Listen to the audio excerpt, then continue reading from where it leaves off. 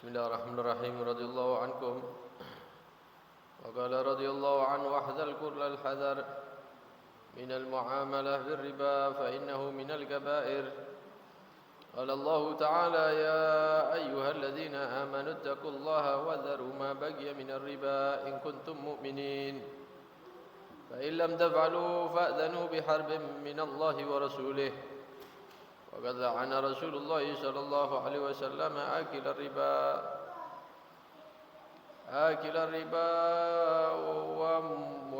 وموكله وكاتبه وشاهده.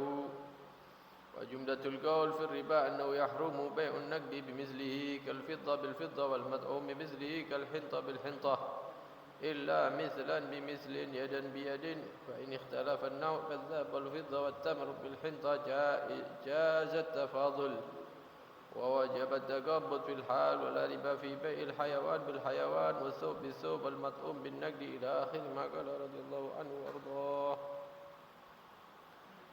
السلام عليكم ورحمة الله وبركاته.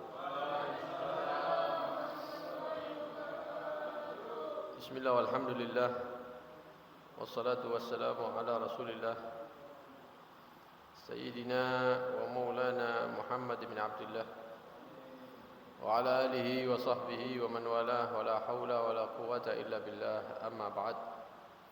Alhamdulillah, kembali ditakdir oleh Allah subhanahu wa ta'ala berkumpul dalam majlis ilmu, mudah-mudahan mendapatkan tambahan-tambahan ilmu yang bermanfaat. Amin Allahumma amin. Hadirin rahimakumullah.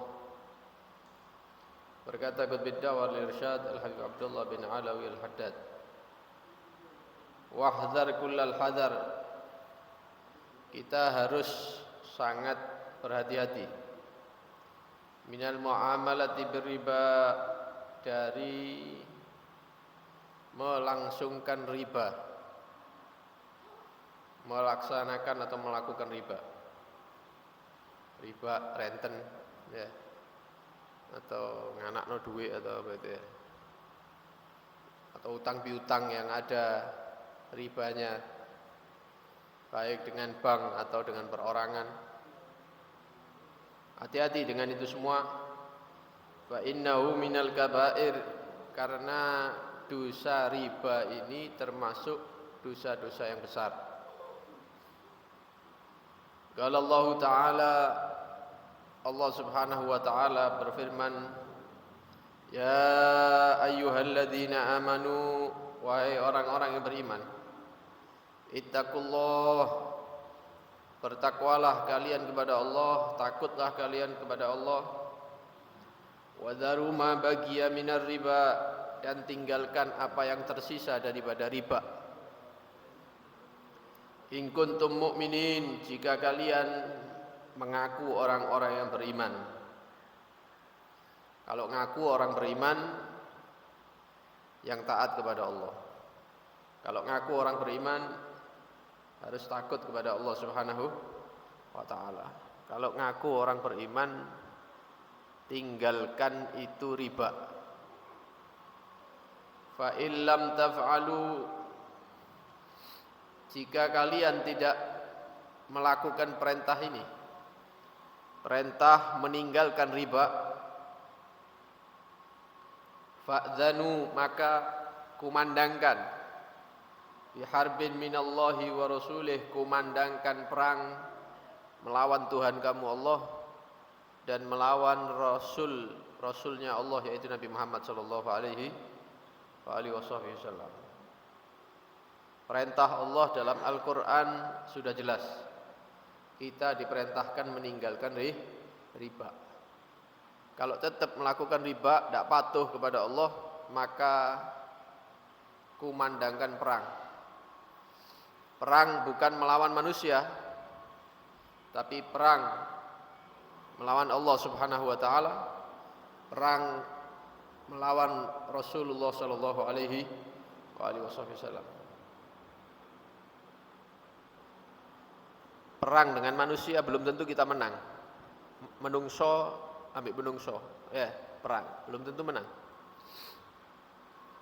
Kalau naik tingkatan lagi, perang dengan malaikat, ya bisa dipastikan kalahnya. Ini bukan dengan manusia, bukan dengan malaikat, tapi perang dengan Allah Subhanahu wa taala. Karena itu dosa riba ini adalah dosa-dosa yang besar. Kenapa? Orang yang nentang, orang yang tetap riba, maka seakan-akan dia mau perang dengan Allah Subhanahu wa taala. Kata para ulama, tidak ada dosa-dosa yang dilakukan oleh manusia ini yang mana dosa itu sama dengan menantang Allah. Melakoni dosa itu padha karo nantang Gusti Allah. Kecuali dua hal. Satu riba, renten, ini berarti melawan Allah itu, mau merangi Allah. Yang kedua, yaitu memusuhi, membenci para wali-wali Allah. Memusuhi atau membenci para wali-wali Allah. Dua dosa ini kalau dilakukan oleh manusia, maka dia menantang perang Tuhannya sendiri, Allah Subhanahu wa taala. Di dalam Al-Qur'an tadi sudah kita dengar. Fa ilam taf'alu, jika kalian tidak melaksanakan tugas ini, perintah ini, yaitu meninggalkan riba, meninggalkan renten ini, fa'dzanu biharbin minallah, maka kumandangkan perang dengan Allah. Kalau makhluk berani nantang Tuhannya Allah, maka dia akan menjadi orang makhluk yang celaka. Dia akan binasa dunia sampai akhirat. Yang kedua yaitu melawan para wali Allah, membenci para wali Allah. Di dalam hadis qudsi Allah Subhanahu wa taala menyatakan, Man adza li waliyan faqad adzantuhu bil harb. Barang siapa yang mengganggu kekasihku, para wali-waliku, maka saya mengumandangkan perang dengan orang-orang itu. Jadi dua dosa ini kalau dilakukan itu sama saja makhluk tersebut, manusia tersebut menantang Tuhannya Allah Subhanahu wa taala. Satu riba, dua membenci, memusuhi para wali. Kita saksikan pada zaman sekarang ini. Para wali-wali Allah itu dibuat mainan. Ya, para wali Allah itu seperti tidak berharga. Para wali Allah itu seperti manusia yang hina. Dibuat bahan ilo-iloan, dibuat bahan guyonan, dibuat bahan mainan di medsos. Padahal dulu kita tidak mengenal itu semua. Kita diajari oleh guru-guru kita untuk percaya dengan karomah para wali. Baik para wali yang ada di luar Indonesia maupun para wali yang ada di negeri Indonesia. Baik para wali dari keturunan Nabi sallallahu alaihi wasallam atau para wali daripada pecinta-pecinta Nabi dan keluarganya Nabi sallallahu alaihi wasallam. Dari dulu, mulai kita kecil kita percaya dengan keramatnya wali. Lah kok tahun 2025 muncul orang-orang yang tidak percaya bahkan menghina para wali Allah Subhanahu wa taala. Ini sebenarnya orang-orang yang harus kita kasihani. Kenapa? Karena mereka tidak ngerti. Karena mereka tidak ngaji. Karena mereka tidak baca kitab. Karena mereka tidak kumpul dekat dengan para ulama, akhirnya berani mengkritik para wali. Wali iso tembus langit tak percaya. Ya, ada wali bisa menghatamkan Al-Quran banyak ya dalam satu hari, tak percaya. Ada wali bisa melakukan ini, melakukan itu, tak percaya. Ya kalau tak mau percaya tidak masalah, tapi jangan musuh, jangan menjadikan para wali Allah itu sebagai bahan ilo-iloan, direndahkan, dihinakan, ada di komentar-komentar, kolom-kolom komentar yang ada di media sosial itu. Kenapa? Hati-hati kualat. Orang yang ganggu walinya Allah, maka Allah menyatakan perang dengan dia. Kalau sudah perang dengan Allah, maka dia akan binasa, dia akan celaka, dia akan hancur, bukan hanya di akhirat, tapi di dunia akan dihinakan oleh Allah Subhanahu wa taala. Ini harus kita bentengi. Minimal keluarga kita bentengi. Jangan sampai katut dengan orang-orang yang seperti ini. Orang-orang sekitar kita ya kita wanti-wanti. Jangan sampai ikut-ikutan orang yang membenci para wali Allah Subhanahu wa taala. Tidak kurangan keramat wali di Pasuruan ini ya. Mungkin antum yang sudah umur-umur ini kenal dengan Kiai Abdul Hamid bin Abdullah bin Umar. Itu keramatnya luar biasa. Disaksikan banyak orang Pasuruan. Nah, kalau orang-orang itu tidak percaya dengan keramatnya wali, berarti dia tidak percaya dengan keramatnya Kiai Romo Kiai Hamid. Padahal itu disaksikan oleh orang Pasuruan. Bahkan abah saya sendiri merasakan keramatnya Romo Kiai Hamid. Abah saya itu pernah kepikiran karena biayai anak abah saya itu 7. Jadi sempat waktu itu ya namanya orang tua ya, ada masa-masa kesulitan ekonomi, nggak punya uang, sumpek kok kepingin keluar dari rumah, masuk lewat gang Kebonsari situ jalan, subhanallah ditakdir dengan ketemu dengan Romo Kiai Hamid. Maka tidak pakai ngomong, tidak pakai apa, langsung dikasih uang sama Romo Kiai.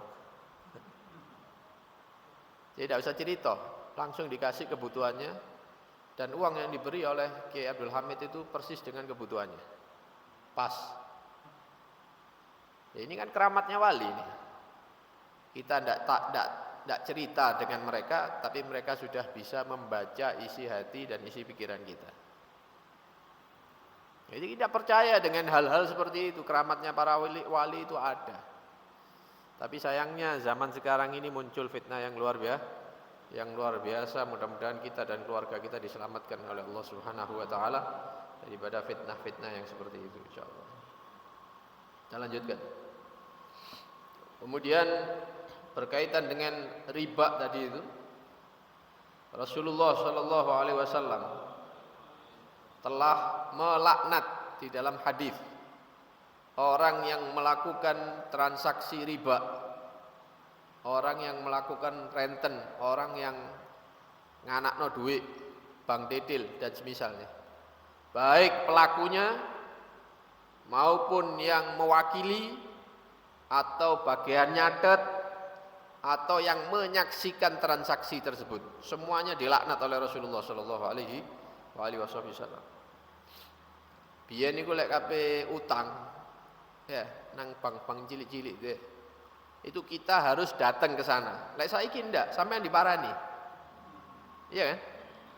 Saiki wonge mlebu nang kampung-kampung, nawari. Ndak butuh duit lah. Nanti bisa dicicil sekian loh. Saking semangate ya, kabeh ngerenten itu saking semangatnya sampai masuk ke desa-desa. Baik sampean butuh ono hajat ya, kabeh mantu, kabeh tuku apa ini. Nah ini kami siap nyili duit 50 juta, 100 juta. Nanti sampean bisa nyicil. Nyicilnya enggak usah nang kantor. Tinggal telepon saja saya datang nanti. Luar biasa, saking kepingine orang-orang Islam ini melangsungkan renten. Utang tapi bayarnya lebih. Utangi misalnya 50 juta, bayarnya kok swidak 5. Ini kan riba. Ini dilarang oleh Allah Subhanahu wa taala. Dan ini dilaknat oleh Rasulullah sallallahu alaihi wasallam. Beda kalau kita ini utang sama orang. Wong utang itu biasanya kan kepepet ya. Nah, tidak kepepet kecuali wong sing tidak waras. Utang duit bukan kepepet, tapi gawe mabuk, gawe narkoba, gawe judi online. Ya, nah ini orang-orang tidak waras. Kita tidak bahas orang-orang yang tidak waras, kita bahas yang waras. Wong waras itu lek utang itu biasanya kepepet. Lek gak kepepet tidak utang.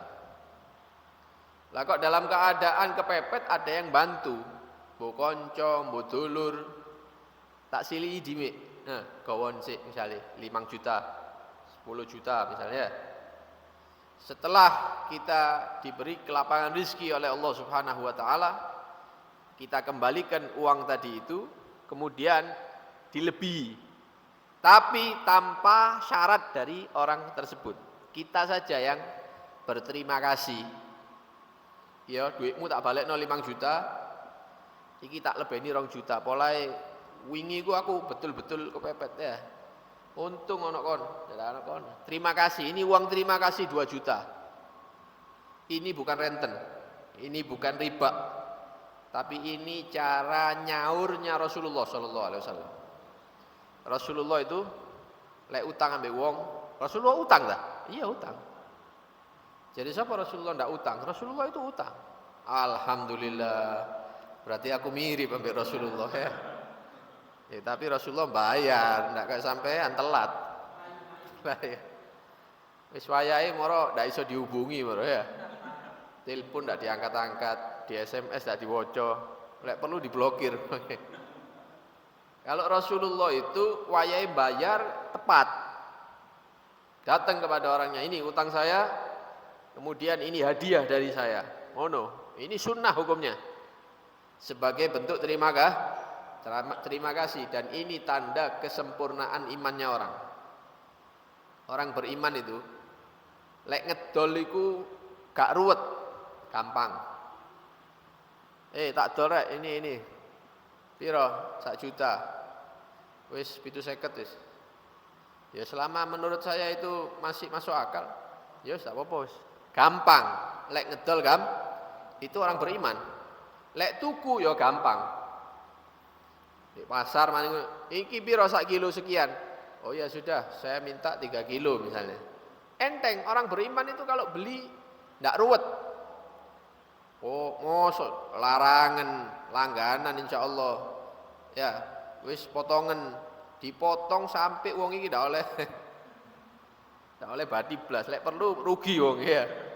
Ini bukan orang yang beriman. Orang beriman itu lek ngedol ndak ruwet, lek tuku ndak ruwet. Lek utang ndak ruwet. Lek bayar juga ndak ruwet, ndak ribet. Itu sifatnya orang yang beriman. Jangan wong ruwet. Nah, ini dipertanyakan ya imannya ini. Ngedol ruwet, tuku ruwet. Ya, utang ruwet diutangi luwe ruwet mana ya? Kadang-kadang Rasulullah sallallahu alaihi wasallam itu belum tanggalnya jatuh tempo wis ditagih ambek wonge, itu Rasulullah enggak marah. Dibayar sama Rasulullah. Pernah Rasulullah itu diutangi orang Yahudi. Diutangi kurma waktu itu. Kurma untuk dikirim ke satu daerah yang baru masuk Islam. Jadi takut mereka ini kelaparan. Kok tidak diperhatikno ambek umat Islam ini, takut mereka murtad begitu. Akhirnya kata Rasulullah, wah ini butuh kurma ini untuk ngirim ke daerah sana biar mereka tenang. Perut kosong ini bahaya.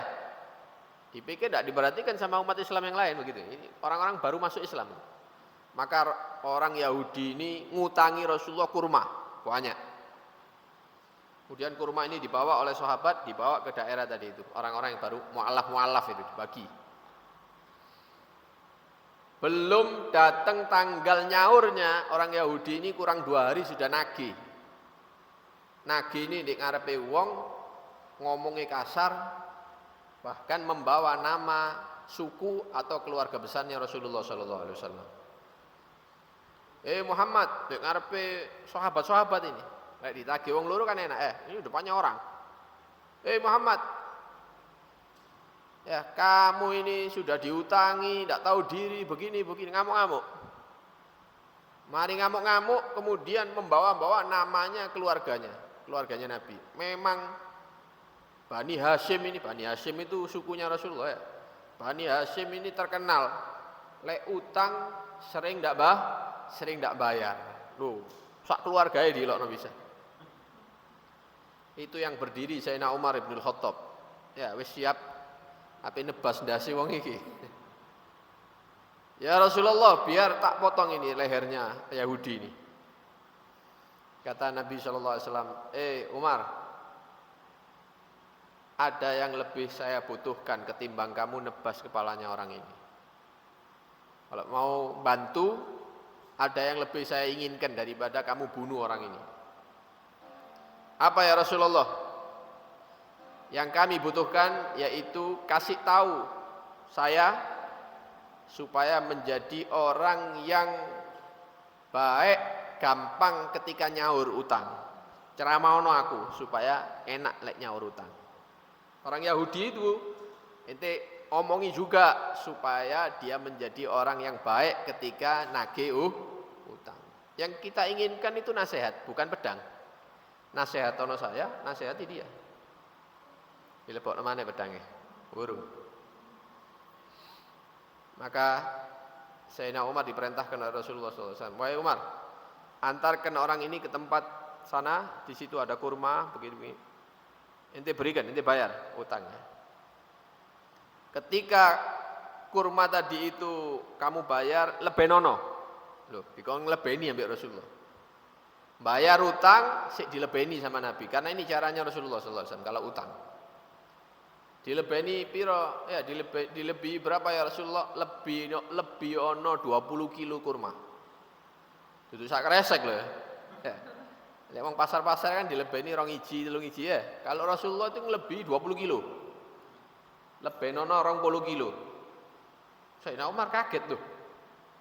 Waduh, wis mari ngilok-ngilokno Nabi, utangnya dibayar, sik diluweni 20 kilo maneh. Mau nentang ini Rasulullah yang memerintahkan. Akhirnya berangkat. Ya Rasul, berangkat. Ditimbang sama Sayyidina Umar, saksakan. Ini utangmu. Wes lunas ya, lunas. Ini tak tambahi 20 kilo. Sesuai perintahnya Rasulullah SAW. Tak tambahi sak maneh 20 kilo. Sayyidina Umar ngomong, Yahudi, tahu enggak kamu? Kenapa saya suruh lebih 20 kilo ini sama Rasulullah? Enggak tahu kenapa. Karena saya marah. Karena saya menakuti kamu dengan pedang saya. Maka Rasulullah ngelebeni ini akeh gara-gara aku ngamuk mang. Ya. Maka kata Yahudi ini, wahai Umar, apakah kamu tidak kenal dengan saya wahai Umar? Kata Sayyidina Umar, tidak kenal. Saya ini ustadznya Yahudi. Loh, kok sing biasanya ceramah-ceramah di YouTube itu? Iya, saya ustadznya Yahudi. Oh, kok enggak, saya cuma dengar-dengar namanya saja. Ternyata kamu ustadz itu, ustadz Yahudi itu, iya. Oh, kamu ulamanya mereka ya? Iya. Lah kok cara nagimu kayak ngono lek kon maca Taurat? Ya, nagimu kasar sama Nabi Muhammad, padahal inti ulama. Maka kata orang ini, orang Yahudi ini, wahai Umar, semua sifat-sifat Nabi akhir zaman itu ada pada diri Muhammad sallallahu alaihi wasallam. Saya saksikan ada. Cuman ada satu sifat yang belum saya saksikan. Apa? Katanya di kitab saya itu, Nabi akhir zaman itu lek digawe emosi itu sabare muncul. Lek ditambahi mana, dipancing lagi, dilebihi lagi, mancing emosinya semakin besar kesabarannya. Makanya tak tes mang, tak ilok-ilokno sak keluargae tak ilokno. Ternyata saya mendapati Muhammad itu orang yang sabar. Maka pasti dia itu Nabi akhir zaman. Karena persis seperti yang ada di kitab saya. Sekarang kamu saksi, saya menyatakan asyhadu an la ilaha illallah wa anna Muhammadan Rasulullah. Langsung masuk Islam. Dari mana? Dari akhlaknya Rasulullah sallallahu alaihi wasallam. Masuk Islam karena sabarnya Nabi sallallahu alaihi wasallam. Langsung digandeng ambil Sayyidina Umar. Ayo, syahadaton yang ambil Rasulullah. Akhirnya orang Yahudi masuk Islam menjadi sahabatnya Nabi sallallahu alaihi wasallam. Wong keraton harmoni dionokno ya wis malak-malik pisan ya. Masjid duduk masjid wis tak kenal, gelut pisan. Urusan polisi macam-macam. Bagaimana kesabarannya Nabi sallallahu alaihi wasallam. Jadi kalau renten riba itu diharamkan oleh Allah, dilarang oleh Allah Subhanahu wa taala, dilaknat oleh Rasulullah sallallahu alaihi wasallam. Tapi kalau cara yang tadi itu utang Tidak disyarati lebih sama orangnya, tapi kita yang lebih sebagai terima kasih. Maka ini hukumnya sunnah dan ini yang dilakukan oleh Nabi kita Muhammad sallallahu alaihi wasallam. Yang terakhir,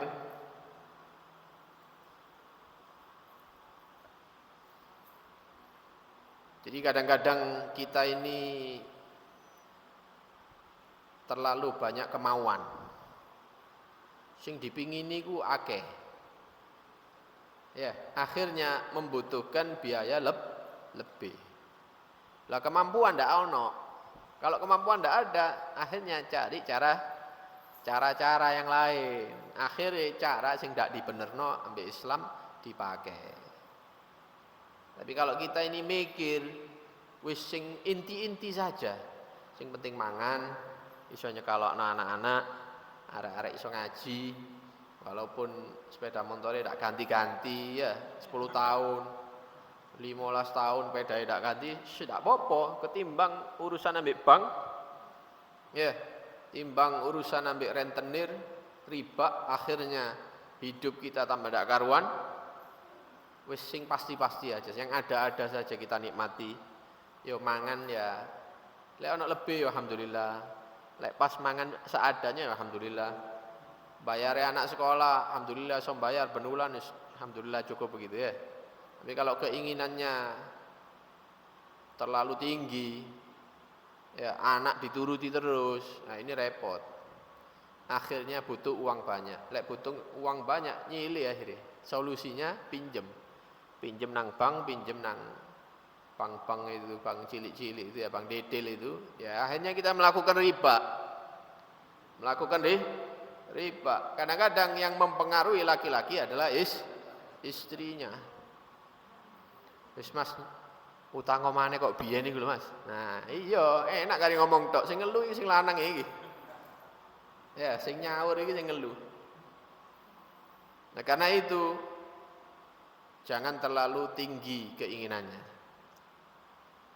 Delok tanggoe renovasi omah, kepengin renovasi. Padahal ndak ono apa-apa.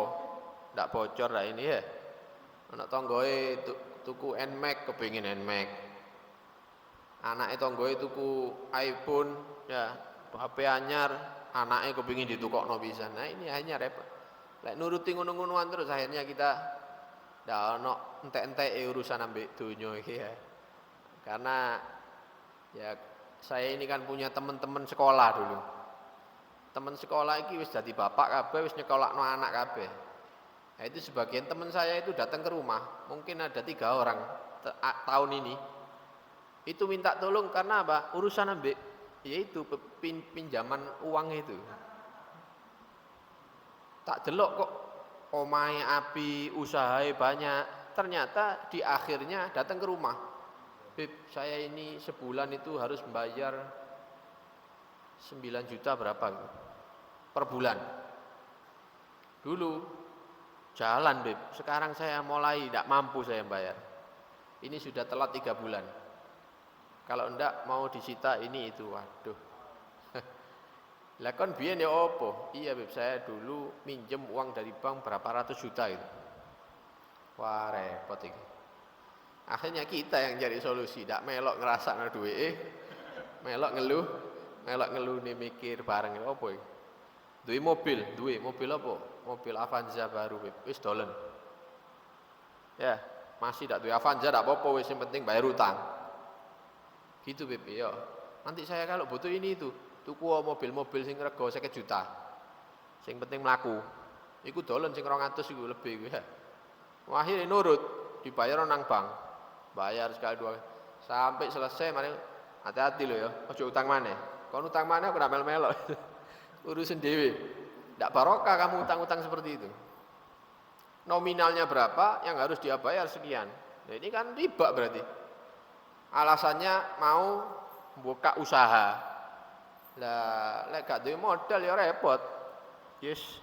Kalau usaha ya semampunya. Ya usaha kecil-kecilan. Nanti kalau ditakdir sama Allah jalan ya mulai ditambah apa usahanya sedikit-sedikit. Ini enggak kepingin langsung gede. Ono maneng tuku tanah utang nang bank, akhirnya ribut ke rumah juga. Terus seperti itu. Jadi Kalau saya perhatikan itu karena keinginan yang berlebihan memang. Lek wong keinginannya biasa-biasa, insya Allah tidak butuh ambil renten-renten itu sama urusan gitu-gitu. Karena itu kita kalau dongo itu minta sama Allah diberikan rezeki yang halal, rezeki yang luas tapi yang halal, yang cukup, yang barokah, ya bisa memberikan nafkah keluarga kita, bisa memberikan pendidikan untuk anak-anak kita supaya mereka itu iso dadi anak soleh solihah. Lek duit itu kok duit ndak tepak, ya apa anak-anak kabeh dadi anak yang soleh soleh. Wong duit itu kok renten. Nah, karena itu harus berhati-hati, kita ikuti arahan dari para ulama-ulama kita. Kita ikuti ya apa yang disampaikan, difirmankan oleh Allah dalam Al-Qur'an. Kita ikuti sabda Nabi kita Muhammad sallallahu alaihi wasallam supaya hidup kita ini berkah, jadi orang yang selamat dunia akhirat. Amin Allahumma amin. Sallallahu alaihi wasallam Muhammad wa alihi washabbihi wasallam. Alhamdulillahirabbil alamin. Assalamualaikum warahmatullahi wabarakatuh.